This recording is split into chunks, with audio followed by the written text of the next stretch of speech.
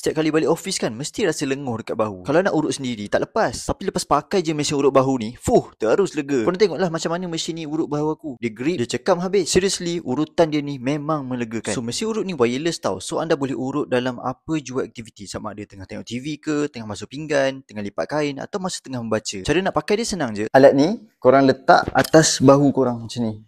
Okay? Lepas tu, dia ada tali strap ni kan. Korang kena bawa pergi belakang. Macam ni kan. Tarik strap dia and korang klipkan buckle dia. Lepas tu korang tarik strap ni supaya lebih ketat. Actually yang warna merah ni keluarkan haba sikit tau. Untuk mengurangkan lenguh-lenguh otot dan juga sakit-sakit otot.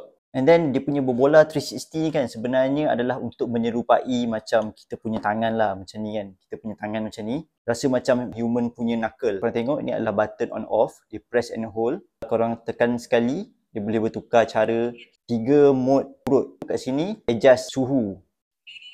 Ada 3 level suhu yang korang boleh cuba. Lepas tu, ni adalah speed urut tu. 2 speed untuk urut. Nak laju ke nak slow. And dalam kotak, korang akan dapat satu device ni. Device urut ni. And then, korang akan dapat USB Type-C punya untuk charging lah. And then, korang akan dapat user manual kat sini. Ni pun ada user manual. Ni user manual ni lebih detail lah. Korang boleh tengok ada patang larang dalam user manual ni. Anda boleh cuba mesin urut ni ataupun lagi baik, anda boleh hadiahkan mesin urut ni untuk mak ayah korang kat kampung. Confirm dia orang happy. Kalau korang nak cuba, korang tekan link je dekat bawah.